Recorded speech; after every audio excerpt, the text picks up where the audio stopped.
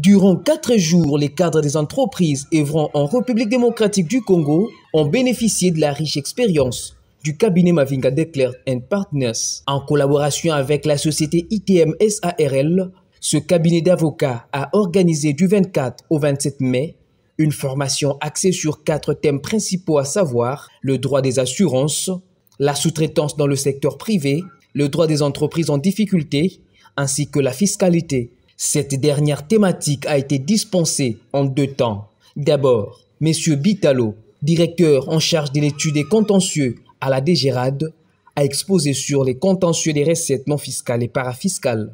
La préoccupation, c'est d'accompagner les entreprises, de les aider à pouvoir faciliter, fluidifier leurs relations avec l'administration fiscale. Comme vous le savez, l'administration fiscale s'occupe des perceptions de collecte des impôts, des taxes.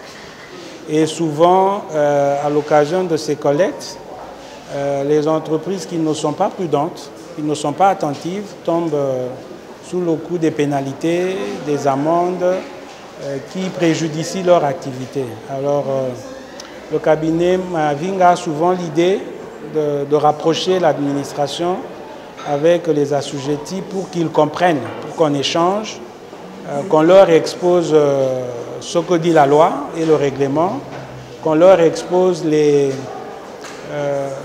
principaux pièges qu'il faut éviter lorsqu'on est en contact avec l'administration ou lorsqu'on fait sa déclaration d'impôt. Maître Declercq Mavinga est quant à lui revenu sur les considérations générales du système fiscal congolais, la loi de finances 2022 et la pratique du contentieux, dont le contentieux d'assiette et le contentieux de recouvrement. Les actes de poursuite sont 1. La vie à bien détenteur. 2. La fermeture provisoire des intervenants par la position des scellés. Et 3. Les saisies mobilières ou immobilières, ainsi que les ventes qui en découlent. En d'autres termes, si on devait aller dans une interprétation orthodoxique de la loi, si vous avez un commandement ou une contrainte, normalement tout ce que vous pouvez faire, c'est faire une opposition à contrainte et à commandement. Et attendre que l'administration fiscale puisse aller à la faute. Parce qu'en cas d'opposition à commandement, à contrainte, normalement le receveur doit d'abord statuer sur l'opposition à commandement et à contrainte. Et si le receveur passe outre, vous allez trouver matière à venir, n'est-ce pas, solliciter l'annulation, la main levée, n'est-ce pas, de l'avis à tiers détenteur ou bien de toute mesure de poursuite. Et là, il faut qu'il y ait un acte de poursuite que vous devez brandir au juge. Il faut que vous puissiez faire une réclamation préalable, sauf, je le dis, que pour les recettes non fiscales de la ville-province de Kinshasa, cette conditionnalité n'ayant pas été stipulée, il nous est difficile de pouvoir voir qu'elle existe encore.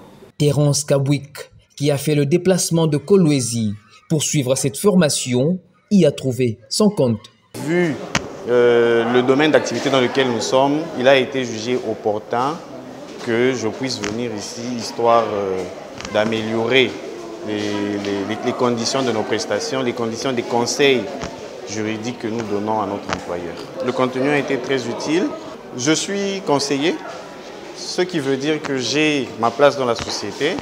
Il y a les personnes qui sont aux opérations et pour toute question, je pense qu'en tant que conseiller juridique, il est toujours opportun de demander l'avis du juriste. Benoît Sika, chargé de la fiscalité et parafiscalité chez Total Energy, est quant à lui sorti de la formation très satisfait. Je salue la qualité, n'est-ce pas, de débat et des exposés qu'il y a eu dans cette salle.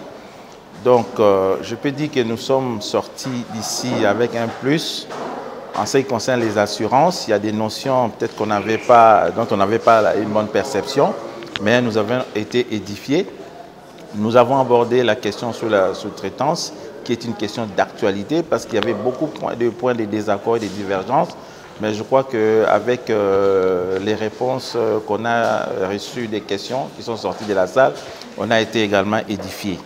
En parlant de la fiscalité, parafiscalité, là encore, J'ai salué la qualité et la fluidité du travail abattu par le directeur Vital Odila de Gérard, qui nous a donné un certain nombre de repères suffisants pour nous permettre, n'est-ce pas, de faire face à ce qui est fiscalité et parafiscalité.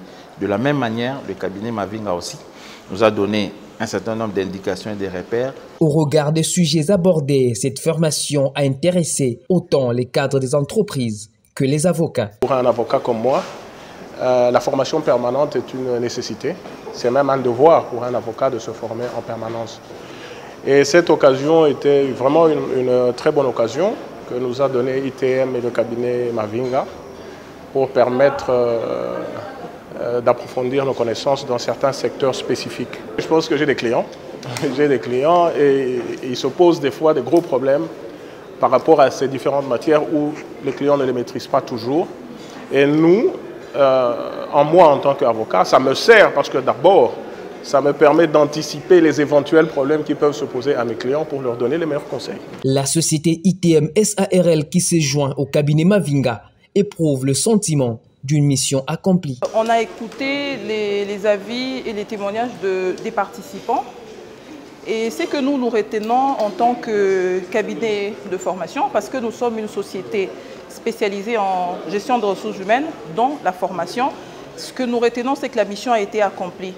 Nous avons choisi d'utiliser une méthodologie, une méthode active, où il y avait beaucoup d'interactions, où l'apprenant était mis au centre et non le formateur. Et nous voyons que ça donne le fruit. Aujourd'hui, quand on invite un adulte à la formation, il se dit « je n'ai plus la tête à ça ». Mais là, nous avons une cinquantaine d'adultes qui sortent avec un sourire, ça veut dire que mission accomplie. Ils ne se sont pas rendus compte parce qu'il y avait un mélange d'amusement, un côté ludique et la matière est passée assez de manière fluide. 4 jours de formation, le cabinet Mavinga, de qui est l'initiative, estime que cette formation est un vaste chantier qui vient d'être ouvert. D'abord le constat de la carence d'information dans le chef de beaucoup de cadres d'entreprise. C'est comme ça que nous avons voulu faire en sorte que nous puissions leur apporter l'information nécessaire pour leur permettre de faire face à tous les événements, à tous les aléas qui peuvent survenir dans le monde des affaires. À ce jour, nous pensons qu'ils sont suffisamment outillés pour que s'il advienne une situation, ils puissent trouver la réponse qui s'y est le mieux pour permettre à leur structure de se sortir de mauvais pas dans lesquels ils peuvent se trouver. Donc c'est vrai qu'au stade actuel, il est difficile de quantifier pour dire voilà les résultats auxquels nous avons abouti, mais nous estimons, nous pensons que compte tenu de la qualité de la matière qui a été enseignée, ils ont déjà des informations. Peut-être que d'ici quelques temps, nous pourrons faire un bilan. Chacun d'entre eux pourra nous dire ce que ça a apporté dans le travail de chaque jour. Mais nous pensons déjà qu'il y a un grand pas qui vient d'être franchi. Les participants qui sont désormais outillés ont obtenu chacun un brevet de participation et les rendez-vous est donc donné à la prochaine session de formation.